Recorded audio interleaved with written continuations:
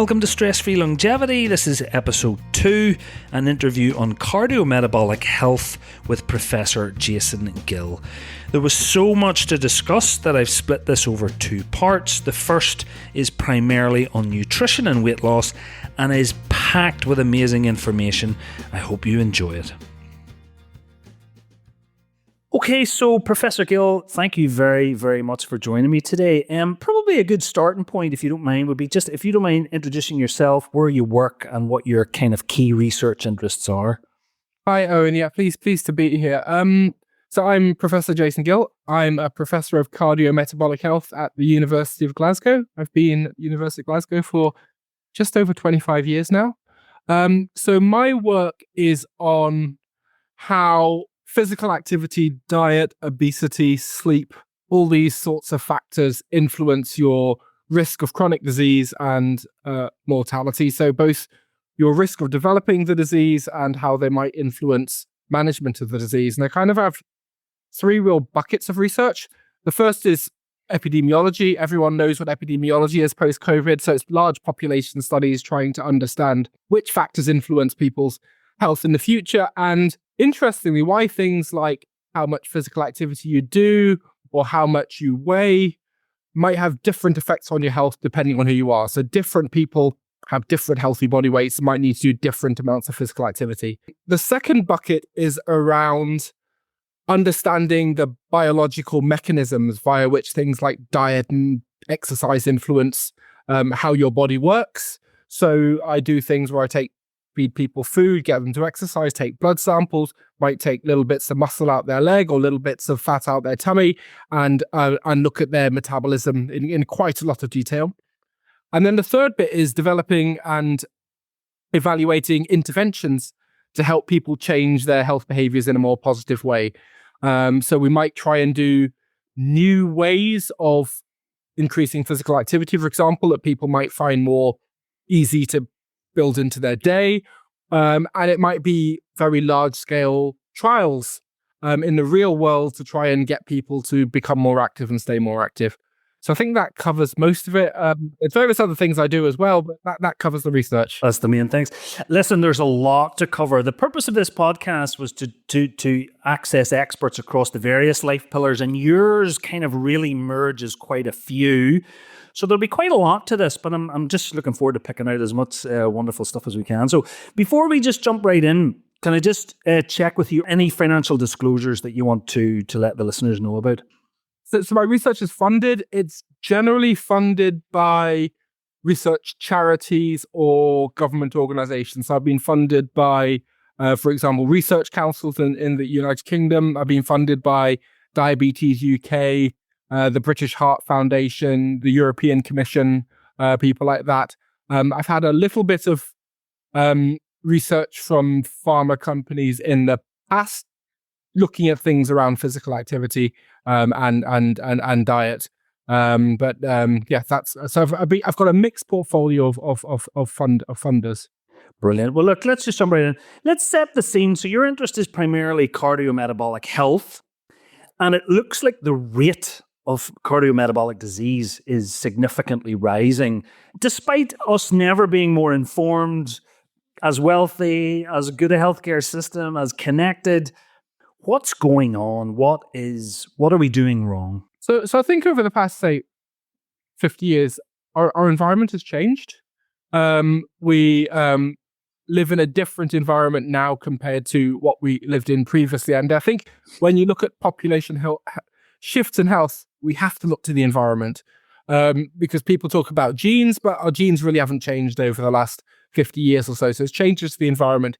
Genes are important because the same change in environment might have a different effect on health depending on your genes. So some people are more susceptible to an obesogenic environment, for example. So I think what the environment's done is, over time, it means that obesity has increased, so people are getting heavier. And we know that there are a range of adverse consequences associated with obesity. For example, the rates of type 2 diabetes which is largely caused by people carrying too much fat for them. And we'll maybe talk about later what that means, because it's different in different people. The rates of obesity going up as largely driven that. And the rates of obesity going up are largely due to changes in the environment around us. And just to be clear, when you say environment, it's not obviously weather system. I presume it's diet, it's the food environment, sedentary life. So we think it's mainly due to differences in what we eat, a little bit in in terms of what we do, in terms of how much we move our bodies. How much we move our bodies is important in a number of different ways, and we'll maybe come on to that. But in terms of why the population is getting heavier, it's largely due to differences in the amount of food and types of food that we eat, I think. Let's start with insulin sensitivity, if that's okay. Now, I read from one source, a reputable source, that is playing a significant role. So tell me a little bit about insulin sensitivity, and again, keeping it kind of what are the basics for a kind of, general population? Okay, so insulin is the hormone which controls your blood sugar level.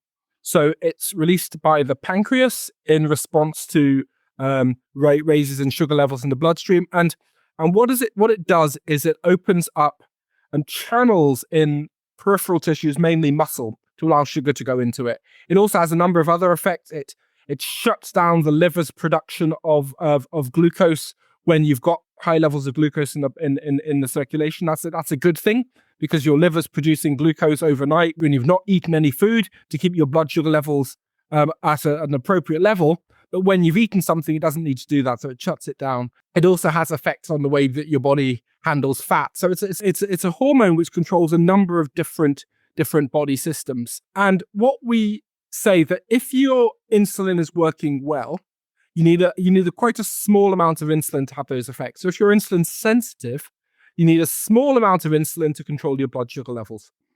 If you're insulin resistant, it means the insulin is working less well, so you need more of it to have the same effect. So in order to keep your blood sugar levels under control, your pancreas needs to secrete more insulin. And we see that this insulin resistant state is important in terms of risk of type 2 diabetes, which is the what we used to call adult onset type diabetes, but also is related to a number of other diseases, particularly cardiovascular disease. And there's some evidence that it might be increasing risk of other conditions as well. Just when you mentioned that, I read again recently, and you've got to be careful what you read and where you read and where your sources of information are. But again, quite reputable. But it was quite interesting. I hadn't realized that perhaps insulin sensitivity is relevant in conditions like polycystic ovary disease, Alzheimer's disease, even some cancers, etc. Is that what you were alluding to there? So it seems to me there's a range of conditions that when you're being insulin resistant might either increase the risk of having them or make them worse if you've got them. It was an interesting kind of take-home point for me, because there are a lot of conditions, well, maybe not polycystic ovary disease, I don't know the date on that, but heart disease, obesity, cancers, Alzheimer's, they're all increasing in prevalence now. Yeah. So presumably insulin resistance is not the only factor, but presumably insulin resistance is rising. I presume it. So I think one of the important things is to look at the direction of causality. So I think most of the evidence suggests that obesity leads to insulin resistance, and it's that direction. So the first thing is you have positive energy balance. Your body stores more fat, and particularly if you store fat beyond what your subcutaneous fat stores can handle, that's what makes you insulin resistant, and insulin resistance increases the risk of other diseases. It isn't, I think most of the evidence suggests it isn't the other way around, that being insulin resistant, you're insulin resistant first, and then you become obese. I think the direction for most people, in most cases, it's increase in weight leads to insulin resistance. And obviously insulin is primarily, or a huge part of its function is around sugar, glucose control. So how much of this is caused by sugars in the diet? Is it more complex than that, or is that still one of the primary kind of reasons for this? So it's interesting. We think of insulin as hormone which controls your blood sugar levels. This in some ways is a quirk of history. That's what the first thing they found that insulin does, but insulin actually controls a lot of other things. It's a very important regulator of fat metabolism. For example, insulin will suppress the production of very low density lipoproteins, which are the big triglyceride fat containing particles produced by the liver. So if you're insulin resistant, that doesn't happen as much. So it means that you have higher levels of circulating triglyceride in your bloodstream, and this can how can I phrase this? This increases the interactions of the fatty particles in your blood vessel walls, which can lead to the buildup of atheromatous plaques. It also has effects on the levels of HDL in your bloodstreams. People talk about having what we call an atherogenic lipoprotein phenotype. And this is the lipid or lipoprotein profile associated with obesity. So what this is an increased level of triglyceride in the bloodstream, a lower concentration of HDL cholesterol, and small dense LDL. So LDL, low density lipoprotein, is the primary atherogenic lipoprotein. And if these particles are small and dense, what happens is they are even more atherogenic. People talk about ApoB. So the difference between sort of your LDL cholesterol and your ApoB is the LDL cholesterol measures the total amount of cholesterol contained in the LDL particles, whereas your ApoB gives you a measure of the number of particles. So if you have small dense LDL, you have the cholesterol distributed between a larger number of smaller particles. And we think that that's important. And that's why people sometimes say, well, ApoB is a good measure over and above your cholesterol concentration or your LDL cholesterol concentration, because it gives you a measure of the number of particles. And these smaller, denser particles are more atherogenic. Okay, well then, presumably, like you said, I think you mentioned obesity is one of the main factors or contributors to insulin resistance. So presumably diet and exercise play a huge role in that. I'm not sure if it's the only thing. Is it as simple as energy in, energy out, or is there more to it than that? I mean, it is as simple as energy in, energy out on one level, and I'm going to unpack that a little bit.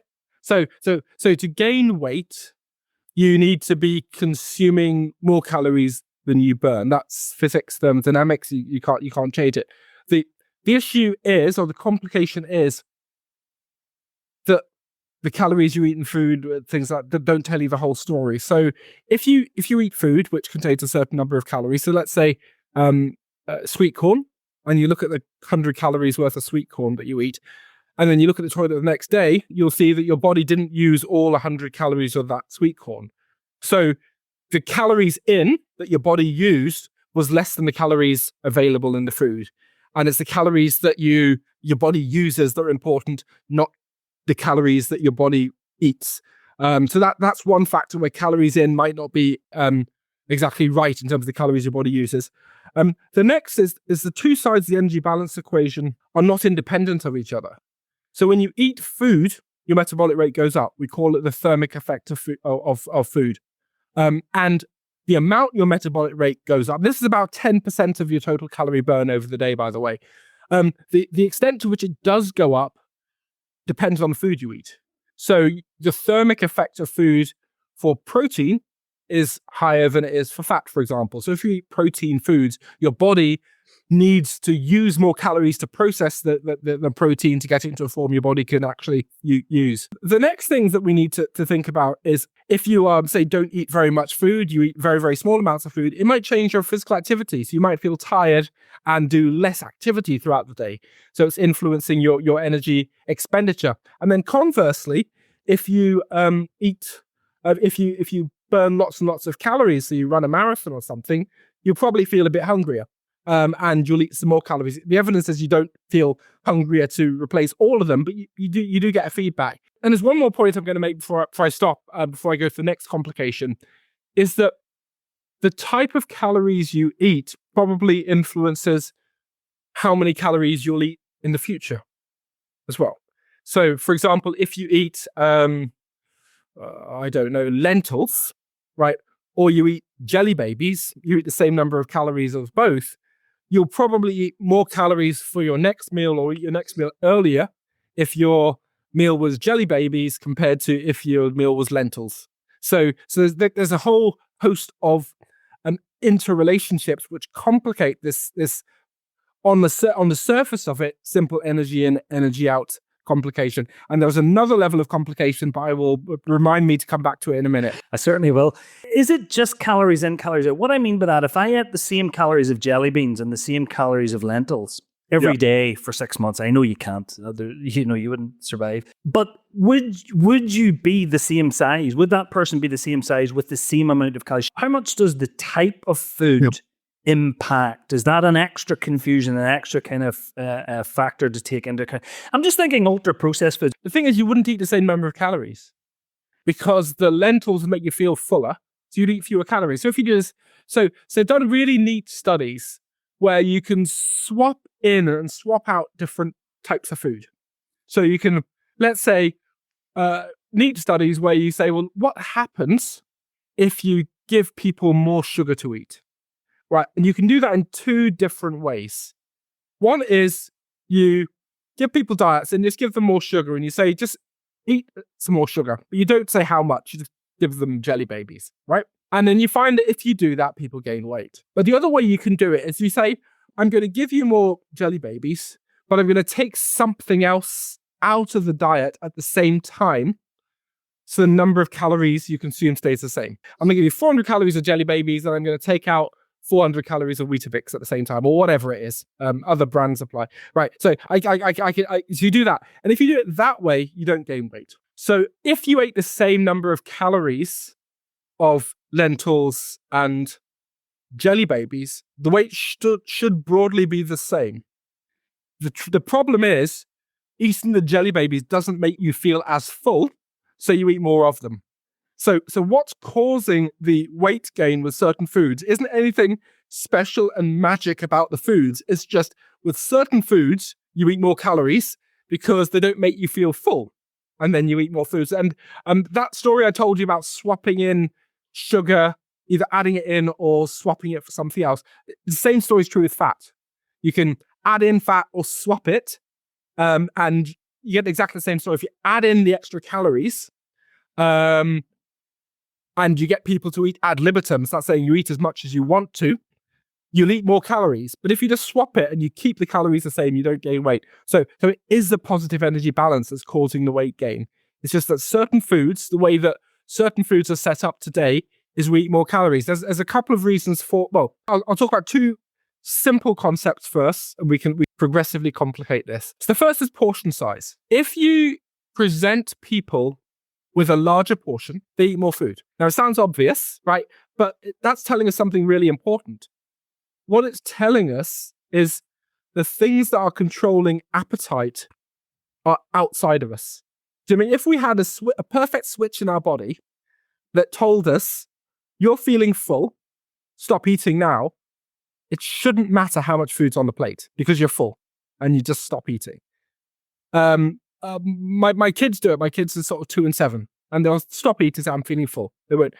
As adults, we don't seem to do that. So if we are presented with a bigger portion, you find that people eat more.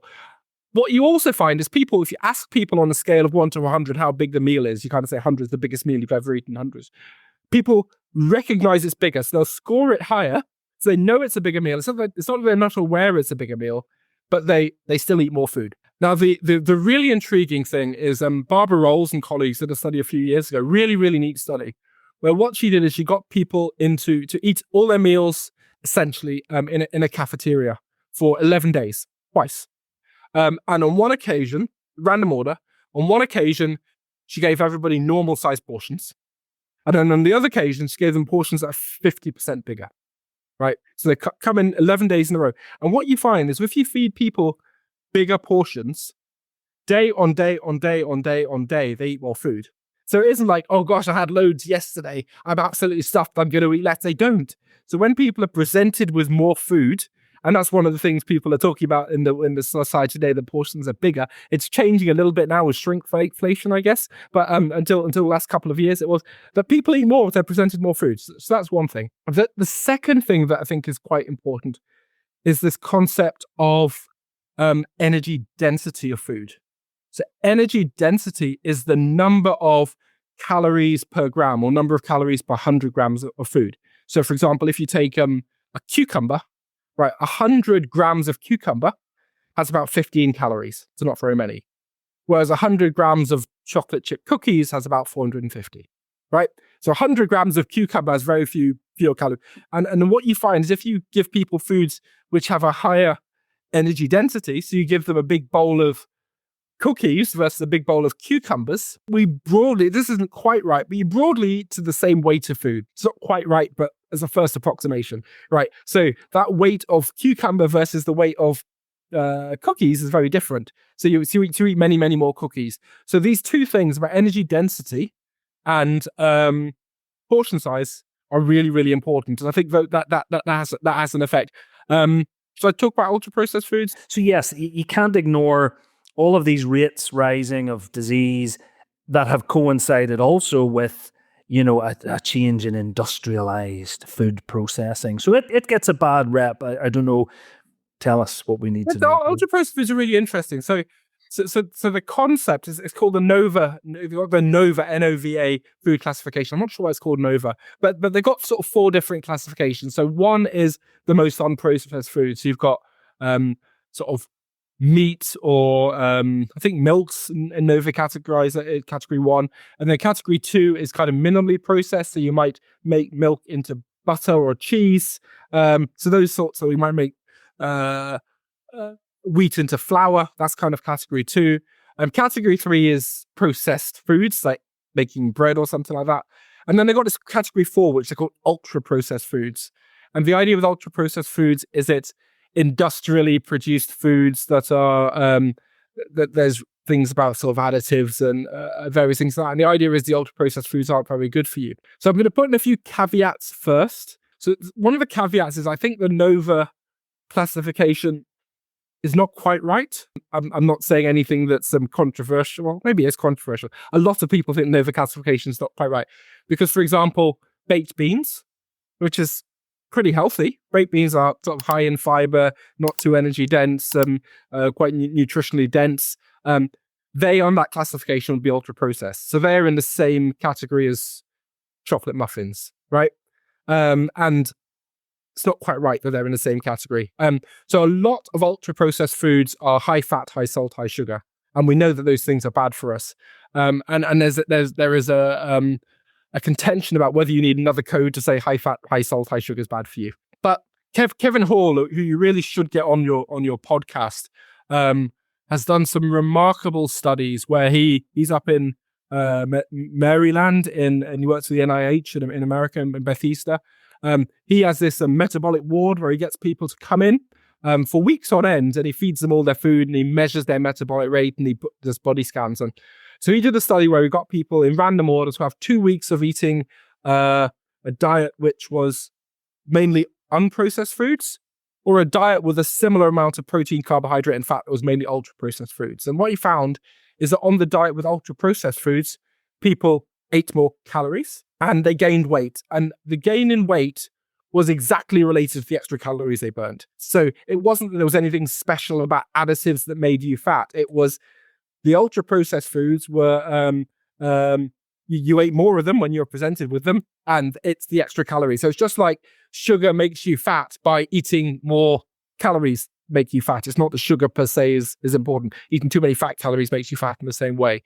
And one of the things that he found, and I think if you speak to Kevin, he will say they don't have a complete understanding of it, was people, a key difference was people ate the ultra processed foods faster. If you looked at the speed of eating, they ate it faster. And this might be to do with the softness of the foods and the mouthfeel means that it's really we eat it really fast. And others have done studies where they've quite neat studies where they can change the hardness of foods. And what happens is when foods are harder, you eat them slower and you eat less of them. But one of the reasons that's important is your gut sends appetites back to your brain to tell you that you're full. But there's a bit of a delay. So it doesn't happen straight away. You know that if you eat a big meal and then half an hour later you're feeling really ill and bloated and stuff, and you ate until you were feeling full at that point, it's because there's a delay in these feedback sensations for telling you you're full. So what happens is you eat the foods faster, it bypasses your appetite signals a bit. So I think that's at least potentially some of the story why some ultra processed foods might be associated with weight gain. It's just they're really, really easy to eat fast, and you gain weight. I mean, there's going to be more to the story than that, but that's at least a partial explanation of what might be going on. No, that's very helpful. Now, I should say, I presume there's other reasons that ultra processed food might not be good for you. A lot of them natural ingredients and stuff, and we will find someone maybe to really delve into that in a bit more detail. But from a kind of insulin resistance, obesity point of view, I think that's very, very helpful. Actually, is that fair? So with ultra processed foods, I think most of it is probably the fact that for whatever reason, they encourage you to eat more calories, and it's eating the more calories that's important. I'm less convinced by anything to do with specific additives. I think some of the processing, which might make the food softer and easier to eat, is probably important because it helps you to eat more calories. But I think that's most of it. It'd be good for you to get somebody who kind of is really focused on ultra processed foods, but I think that's most of it. So I think as a rule of thumb, saying you probably want to eat fewer ultra processed foods, I think that's a reasonable rule of thumb. But I don't think it's a hard and fast rule, because I think things like baked beans and fish fingers are actually pretty healthy foods that are classed as ultra processed foods, and they're not the same as eating crisps and ice creams, for example. I don't think that's the same thing. And I think putting them all under one umbrella, I think might not be the most helpful. But with all of these things, right, you find that, I can't remember who it says, goes, all models are wrong, some models are helpful. Right. So if it's a helpful shorthand to say, I'm going to try and reduce these foods, I think that's helpful. But I think it's not a case of this is ultra processed, therefore it's bad. So I think if you take it to the extreme, I think it doesn't quite work. But saying, yeah, eating those crisps and everything, it might not be such a good thing to eat all the time. I think that's a reasonable thing to say. Yeah, well, that's kind of the purpose of stress-free longevity. I mean, I don't want to go around checking packets, counting calories, counting portions, but I would quite value for me, and this is just me, and there may be some others like me, who would just like some key principles that maybe, yeah, if I do all, that, and I don't have to obsess too much. But that's kind of, And I'll push back a little bit. I think you do need to check packets. Not forever, but until you learn. But I think it's helpful to understand how to read a food label and understand the carbohydrate, protein, and fat, understand energy density. And then once you know that this particular food is in this category, you don't need to look at the label again. But I think you do. I think going around through supermarkets and looking at labels, I didn't realize. I thought that was healthy. That's got 400 calories. Like a lot of time people talk about, I thought these granola bars were really healthy, and you realize 400 calories per 100 grams. And I go, I didn't realize that, and they wouldn't have picked that up because it has this halo effect, and they kind of say it's high in protein or something like that. And you think, that's great, and then so I think you do need to learn how to read labels. I don't think you have to do it for. I don't read labels very often anymore unless it's a new food, but it's because I kind of know what's in most food. Well, I know what's in most of the foods that I regularly eat already. So I think it's something you might need to do for a while. The next one I wanted to ask you about was, well, let's go to sugars. There's some people that believe insulin resistant, like I said, maybe our diet's a little bit too heavy on sugar. What's your thoughts on that? So I think insulin resistance is mainly caused by how heavy you are or being too heavy for you. So some people are able to get heavier before they start to have unhealthy consequences, and some people not. But I think that's the main driver. If you are thin, you can eat all the sugar you want and you've got a very flat response. So it's not the sugar per se, it's the positive energy balance that eating too much sugar can cause. So eating too much sugar means, because it's really easy to eat, it's easy to eat too many calories, and that's the consequence. So I think the reason not to eat sugar is because it'll help you not to gain weight or to maintain a healthy body weight. There is a slight caveat, two slight caveats. One is, if someone's already got type 2 diabetes, where you're not very able to control your blood sugar at all, you might want to recommend a slightly different diet which causes less rise in sugar than somebody who's in the general healthy population. But the main reason we want to eat less sugar is Sugar often is energy dense. It's of those reasons rather than sugar per se being a problem. We've done some epidemiological research using UK biobanks. The people who are thinnest in the population eat the most sugar. And so the people who are thinnest eat the most sugar and the least fat, and the people who are biggest eat the least sugar and the most fat. So so sugar's important, and restricting sugar, particularly in sugary drinks, is a helpful thing to do. I think there's risks associated with narrowing the whole discussion to say sugar's the enemy and we don't want to have sugar, because I think there's risk, because that means that you have blind spots for all sorts of other things in the diet as well. So I think we have to be holistic and not just say it's sugar that's the bad thing. Yeah. And what about, are all sugars equal? There's a few points, a really important point. So you've got sugars, which are simple sugars, and then starches, which are lots of sugars which are connected together in a chain. So your potatoes and your pasta and your bread are kind of starches, and your sugary drinks and your sweeties and chocolate are the simple sugars. So that's a broad classification. We sometimes consider this thing called glycemic index, which is how much eating that food causes your blood sugar level to rise. So, for example, lentils have quite a lot of carbohydrate in, right? Starches. But they don't cause your blood sugar to rise very much, whereas consuming sugar does. So it's not all carbohydrates are equal. And we have to consider not just the macronutrients, so carbohydrate, protein, and fat, but often the quality of the macronutrients. So if you've got a high carbohydrate food, which has lots of fiber associated with it, like brown rice or lentils, that's really very, very healthy. Whereas eating spoonfuls of table sugar isn't, right? You might have similar carbohydrates. So it's not just the carbohydrate content. If you look at the epidemiology and look at risk of mortality from all causes, what you find is the lowest risk in the population are people who have about between 40 and 55% of their calories from carbohydrate. So people with higher amounts of carbohydrate than that have a higher risk of mortality, and people with lower. So people who have these very, very low carbohydrate are at higher risk of mortality. I think we have to bear that in mind. So the sweet spot for carbohydrate is half or just under half of your calories that you consume are carbohydrate. But within that, you probably want to focus more on more low glycemic carbohydrates, which have more fiber associated with them, and less sweeties and sugary drinks. So it's not just the amount of carbohydrate. I think going to a very low level of carbohydrate is probably not optimal. Now, thank you very much. Let's talk about fat.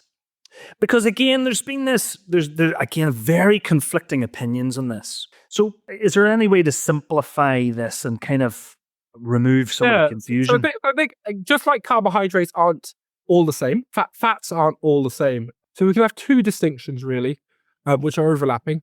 So one is saturated fats. So these are generally fats like you get in butter and meats and stuff like that are associated with higher risk of adverse consequences than unsaturated fats. So olive oil, for example, is very healthy, and I've done research trying to understand how olive oil, for example, lowers LDL cholesterol. And similarly, plant-based fats seem to be healthier on average than animal-based fats. So again, it's a moderate amount of fat in the diet is probably optimal, but probably lowering the level of animal-based and saturated fats would be the optimal situation with dietary fat. It's not little as possible, but it's a type of fat that you want to eat. What about low-fat foods? Do you have any particular comment? Depends what type of low-fat food it is. So an apple's a low-fat food. Well, what I specifically mean is the low-fat version of a high-fat product. Now, I've heard a lot of people, and quite respectable people, say the high-fat version is probably healthier. I'm not sure where you sit on this debate. Back in the 70s and 80s, we kind of thought, well, fat's the culprit. We're going to take fat out the diet. So people started formulating lower fat versions. But in a similar way to now, some people think sugar is a single issue that we need to think about and forgetting other components of diet. It was kind of similar back then. Fat is a single bad thing. so we forget other things. They kind of did various formulations to make, say, a cake palatable with not very much fat, and that kind of leads you down the ultra processed type thing, where you kind of put in more sugar and you do various things to mean that the foods are still very energy dense, and so that they're not necessarily healthier, but the low fat gave a health halo that people thought it was a good thing because fat is the enemy. Similarly, like sugar is the enemy today. So I think we need to look at the foods in the round and consider the energy density, the calories per 100 grams. Sometimes a low-fat food might do other things, and also the quality of the fats and the carbohydrates involved. So I don't think it's as simple as saying low fat is better than the higher fat. Do you know? I'm sorry. I realize that as a listener, you think, "Oh gosh, is every single answer is it depends, right?" And here was me trying to make it all simplified. But yeah, some of it depends. I mean, so I mean, having an apple or you know what I mean, like vegetables are naturally low fat and pasta and things like that. I think when you have the I mean, this is why the ultra processed rule of thumb can become helpful. But there are some ultra processed low fat foods that will be good for you. It's just it's harder to navigate. Can I ask you, and then I'm going to go on to, well, what's maybe some of your recommendations are? What's your thoughts on fasting? So obviously the late Michael Mosley. What's your feelings on periods of fasting? We hear it makes mice live longer. And do you have any strong opinions? And I'm not talking about like 2 days. I'm talking about this kind of 12 hours, 16 hours. Do you have any strong thoughts? And not even thoughts. I mean, is there absolute evidence? So that's quite interesting. So I know Professor Michelle Harvey from the University of Manchester. She's someone I know quite well. We're working together. She's the person that actually did the research on the 5-2 diet that Michael Mosley popularized. I think it's important to actually shout out the researchers who did the original work as well. So the evidence is fasting is a way that some people find to be helpful to take calories out of the diet. So the idea is if you are only, let's take the 5-2, but it's the same if you have time restricted eating. If you're only making yourself able to eat for 8 hours a day rather than 16 hours a day, you will on average eat a little bit less food. Similarly, if you have 2 days where you restrict energy, and you don't go crazy on the other days, that's the idea, is you might find it easier. And some people find it easier because you just have this narrow sort of focus and you don't need to think about it, thinking really hard about it every day. And it's so some people find it a good way to take calories out of their diet. And there's lots of good ways. Some people find trying to have a lower fat diet is a good way of taking out calories out of the diet. Some people find calorie counting. Some people find low carb. It's taking calories out of the diet.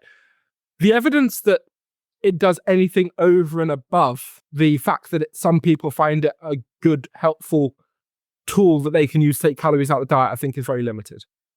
Interesting.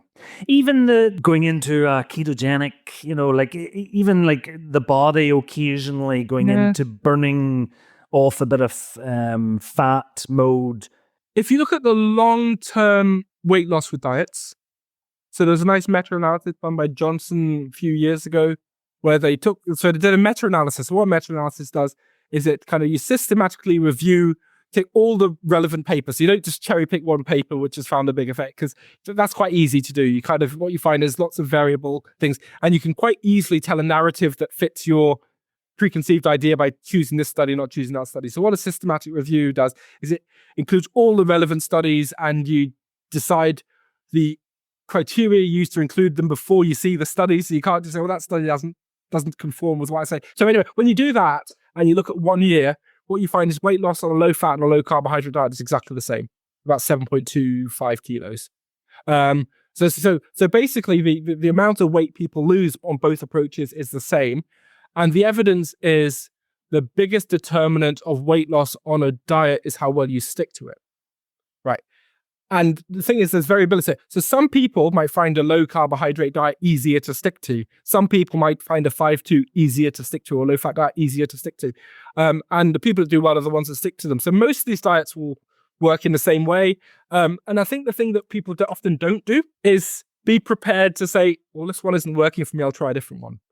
I think you have to give it long enough. Like a week's probably not long enough, right? But you probably need to get used to it. But if after, say, a month or 6 weeks, you find this isn't really working for me, I'm not really losing weight and I'm hating it, then switch out to another one and find one that you like. And this iterative n=1 might be a way that you find an approach that works for you. I mean, what are the odds that the first thing you try is going to be the right one?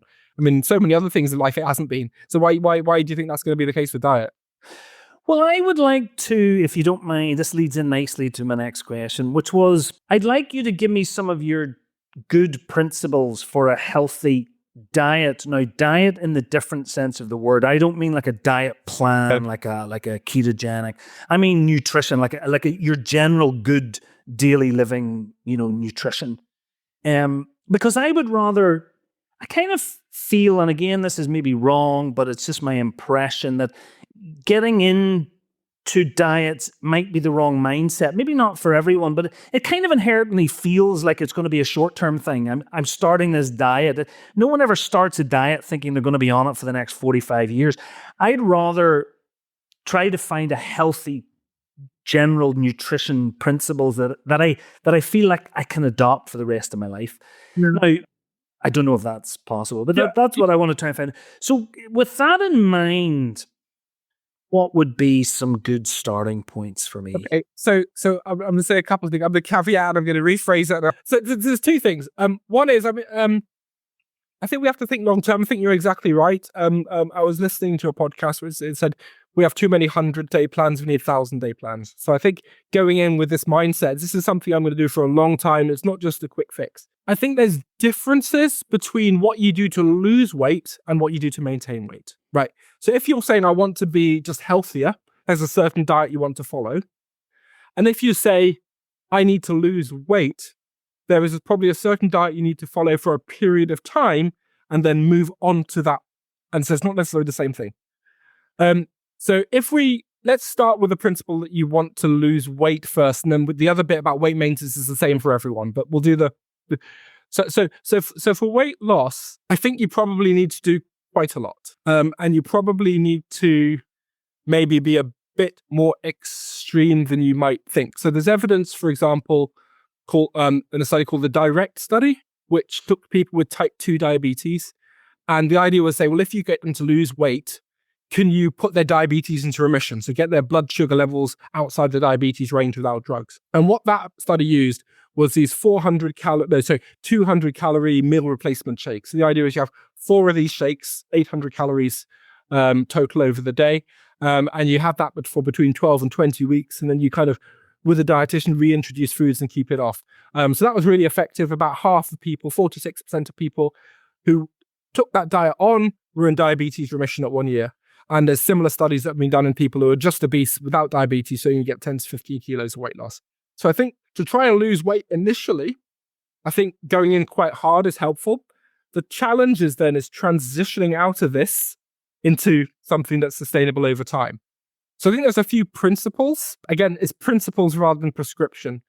So one is the evidence suggests that for long-term weight maintenance, having diets which are lower in glycemic index, so eating lentils rather than jelly babies, and having a bit more protein seem to be effective. We know that portion size is important. So having sort of as smaller portions and thinking about energy density. So reading labels and trying to sort of have more of your foods at a lower energy density rather than higher energy density.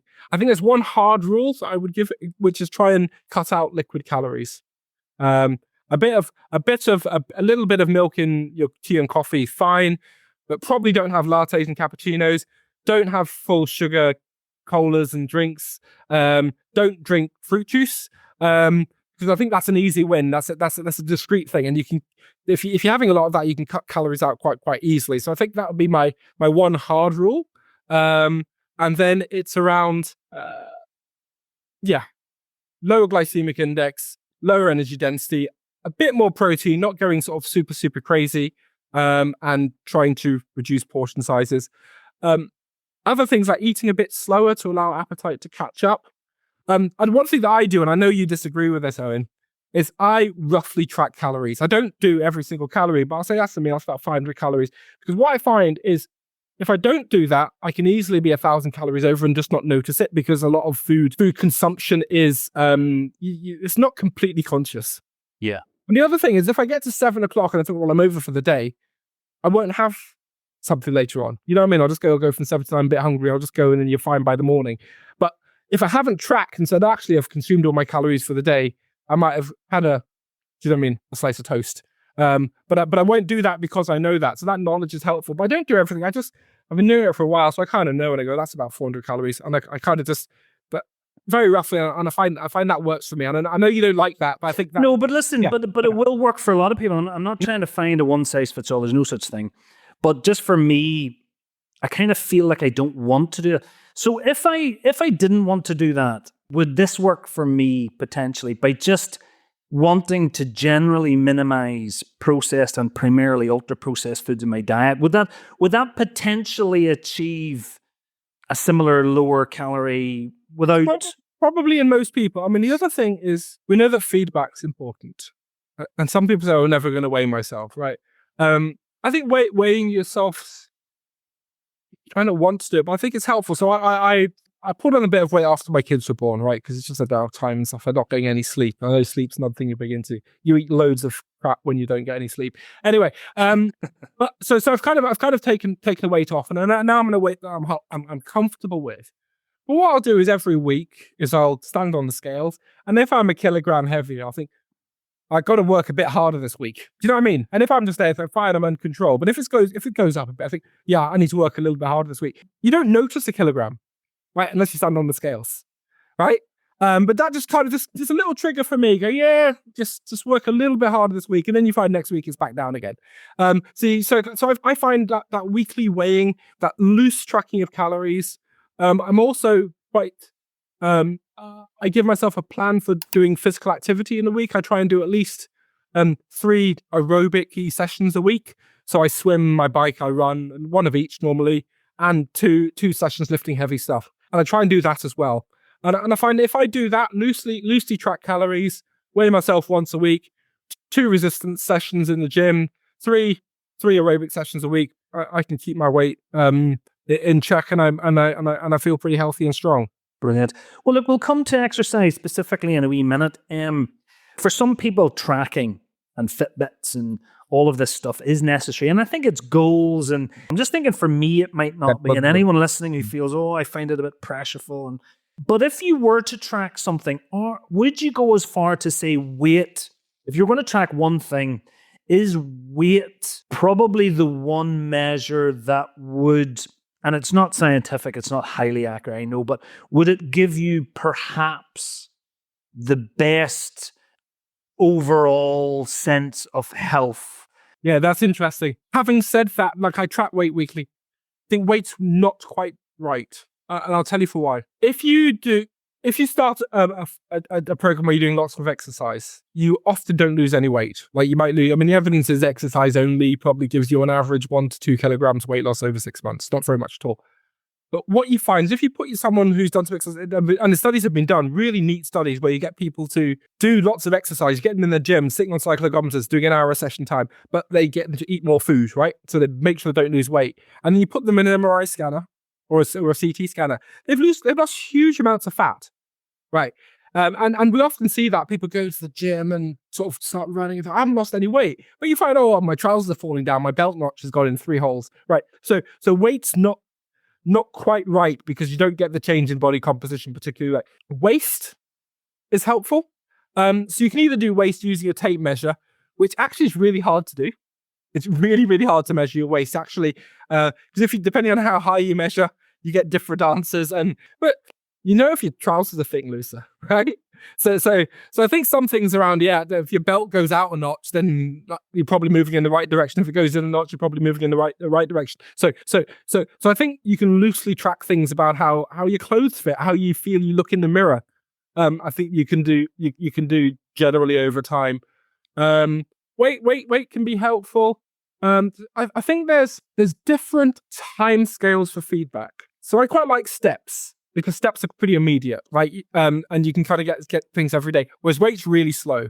If you're trying to lose weight, you kind of I've been flogging myself for a week and this number's only gone down by 0.5, right? So it's really hard and demoralizing. So steps are easy. Weight's much slower. You can calculate what you're eating on the day reasonably well. And there's kind of two different things. You can track the process, how much you move or how much you eat, which is immediate. And you can track the result, a change in weight or a change in how much weight you can lift or a change in how fast you can run, right? You can track the result, which is slow, or you can track the process, which gets you there. How much food you eat, how much you do, what you do in the gym. You know what I mean? So the process, I think process goals are really, really helpful because you can set one for every day. My goal today is to, whatever the goal is, I'm going to say walk X thousand steps or to go to the gym and do this or to whatever. You can set yourself a process goal for the day every single day.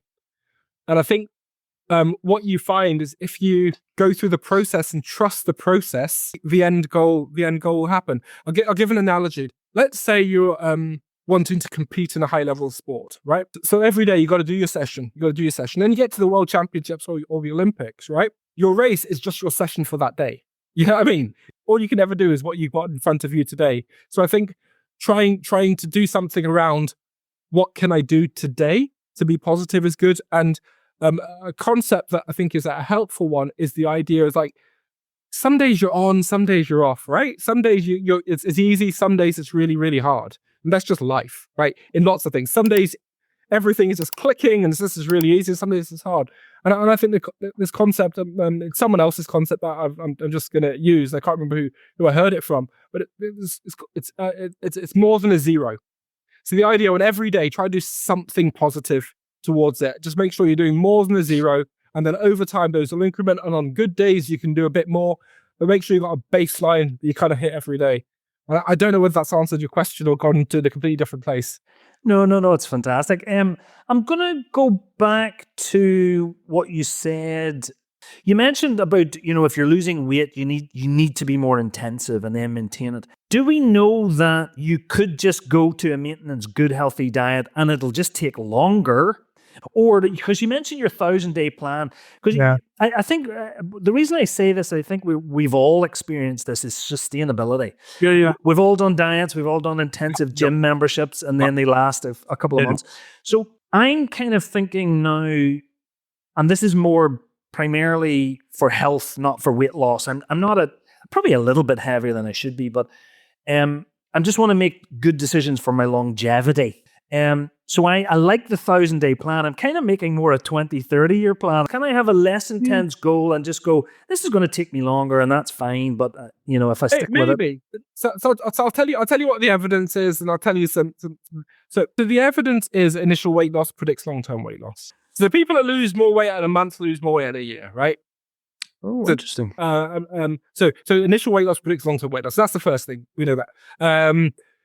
I'm not sure people have done the study exactly in the way that you've described, though. I think one of the challenges is humans like success. So if you try and, losing weight is really hard and slow anyway, right?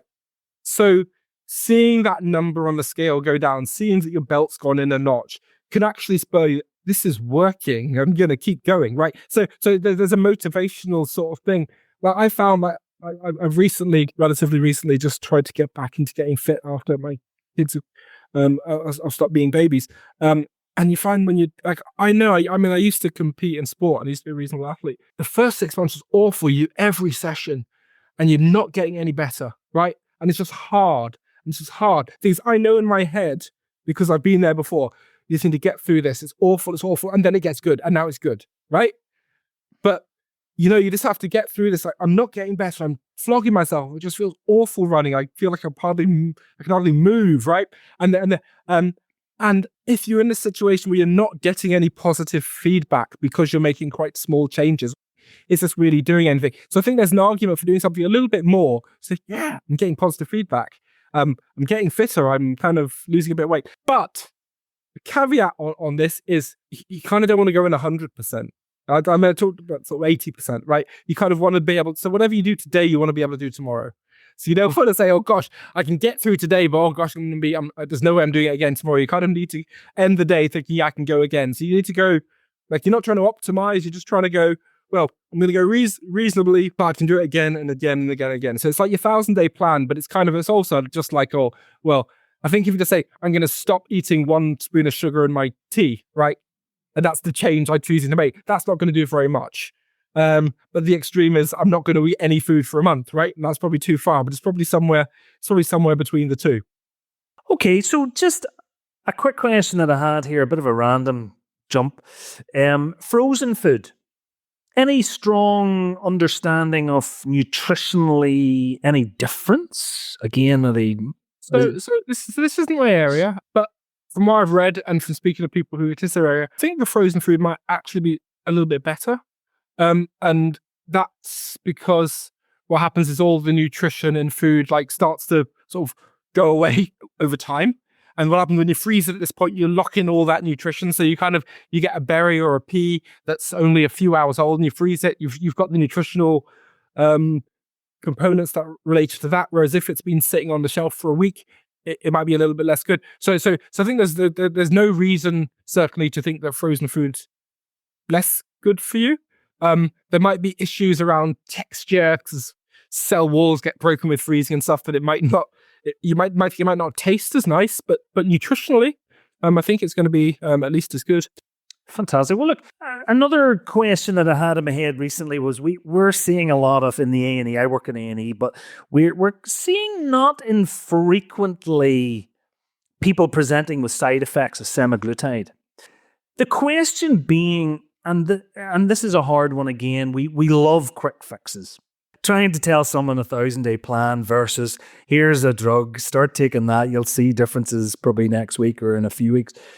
And semaglutide maybe is a quick fix, which is great, but maybe is it hiding the other things that we should be addressing? So I'm somebody who's into health behavior and wanting people to sort of change the food they eat and what they do and all these things. And I think the GLP-1 receptor agonists have changed the game. I think we're in it's like a before and after situation. I think the game has changed about how we manage obesity. They work really, really well. They reduce risk of mortality. They reduce the adverse outcomes with a whole host of other conditions which are affected by weight being too high. So I think they've changed the game. And I think in the future, when some of the early ones come off patent and they become cheaper, they'll be sort of really widely used. So I think they're really good. There's some caveats, I think. The first is they appear to work while you're taking them. So I'm not sure I agree with your frame that a quick fix, because it's kind of something you're going to have to do forever. Do you know what I mean? It's not like, you take these for 3 months and then you're sorted. But that's the thing. Do people know that who started? Yeah. They're buying them online, and I don't think, again, like a diet. No one's thinking I'm going to be on this for the rest of my life. No one's thinking I'm going to be on that diet plan or that exercise plan for the rest of my life. People have always been thin, right? People have always been thin. Are thin because the way that their appetite works, it means that when they eat till they feel full, they haven't eaten too many calories, right? That's why they're thin. So they've got this perception, because the way that their own body works, that it's just willpower. And these people, look, I can stop eating so why can't you? Though in different people, the way their appetite works is different. So if you take something that's very big and they're eating until the same sensation of fullness as the very thin person, but for them, because their appetite isn't working very well, it means that they're eating too much calories and they're gaining weight. And what the drug does is just helps put that back into perspective. So their appetite works a bit more like the thin person's appetite works. So then they just eat until they feel full, and then that means it's an appropriate number of calories, and then their weight sort of normalizes at an appropriate rate. So what it's trying to do is address that. So I think sometimes people think that people are too heavy. There's a bit of a moral failing. They just need a bit of self-control and willpower. But there's clear biology in the fact that some people find it easier or harder. And what it does helps. So you can do certain things like taking a lower glycemic index diet and eating more protein and blah blah blah, but to kind of help your appetite work a bit better and things that work well. And you might, on a good day with a following wind, right, be able to get someone to get 10 or 15 kilograms lighter than they are, right? And hold it. That's a really, really good outcome if you can get to that. But if someone's 30 kilograms too heavy, you ain't ever going to get there with diet and exercise. You ain't ever going to do it, right? You might, in a very, very odd case, near the people who kind of get on the cover of Slimmer's World or whatever. But most people are not going to do that. And what the drugs do is give someone that opportunity to get to that point. And I think, and there are going to be side effects, and people will have to consider. And there is the issue about sort of long-term use. But one of the things that I'm interested in is it might give people an opportunity, right? So if you say, let's say you weigh 130 kilos, right? And you find moving around hard because you weigh 130 kilos. And so any exercise you do, it just hurts. And it's really a thoroughly unpleasant experience. But if you manage to lose 30 kilos with the drug, you might find, I actually quite like these things. And you've got all these activities that become open to you that weren't open to you before, right? So you might find, ooh, I like walking in the hills, or I like canoeing, things that you would never ever think about. And then that enables you to make that behavior change that might sustain over time, which you could never make at that point because it just hurts too much. I think the conception, someone that's quite thin going through a run just does not understand how it feels like for someone that's very heavy. And I think giving them the opportunity to experience that might help change their. So I think particularly if we can kind of put in behavior change alongside it, and not just having the tablet as the injections as just on its own, but say we'll use this as an opportunity. I mean, one of the things I was speaking to people from one of the big companies, and I think one of the ways you can frame it is like nicotine replacement therapy, right? So people that smoke, you could just say stop smoking, right? But it's really, really hard. You've got these cravings, right, for nicotine. And what it does is it basically quietens the mind of those cravings so that you can put other things in place to enable you to form habits to enable you to do it. And then basically over time you can wean off it. And then you find it easier at that point than a cold turkey. So you think about the chatter and the cravings about eating food. And it's really, really hard to think about, do I want carrots and everything like that when you've got this chatter saying cakes, cakes, cakes.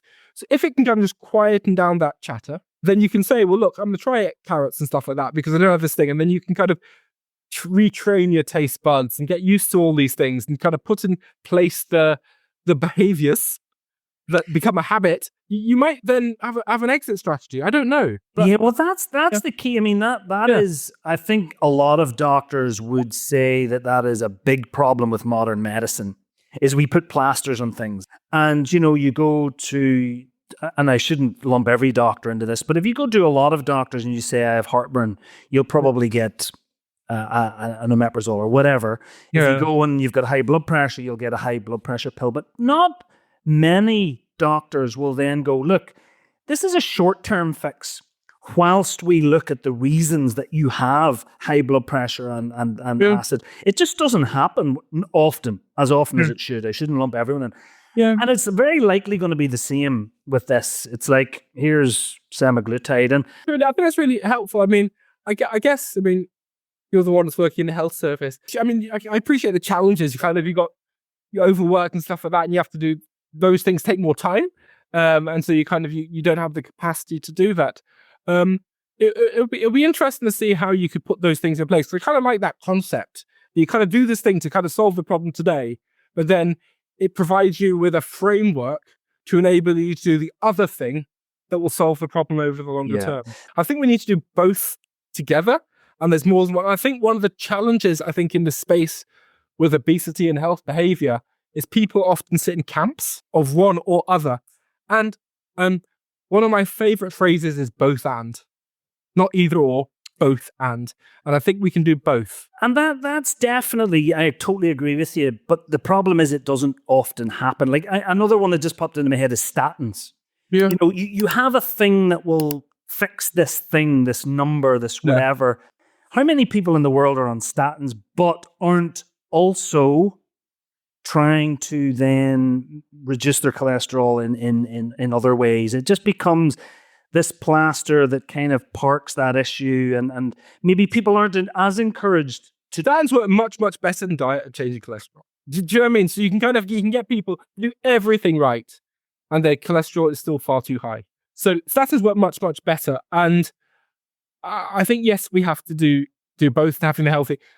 And I think the pharmacotherapy is part of an ecosystem and one of the tools that we have.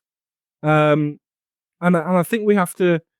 It's not a dirty word. Do you know what I mean? Using these things, it's part of the tools that we have. And right, if you have somebody who's not prepared to make these other changes, but is prepared to use the drug, and it's cost effective, and it reduces risk, and kind of saves money to the NHS and society, give them the drug. That's fine. If someone's prepared to do that and something else, you get an extra benefit. I mean, what do you lose if it's shown to be cost effective and someone's not prepared to do anything else of giving something which could benefit? I think we need to look at those things. And I guess just because people don't live in the way that you or I might think they optimally should do, it doesn't mean we don't try other tools. I mean, I'm with you. I'd like everybody to eat a better diet and be more active and do all. I'd love that. I'd absolutely love that.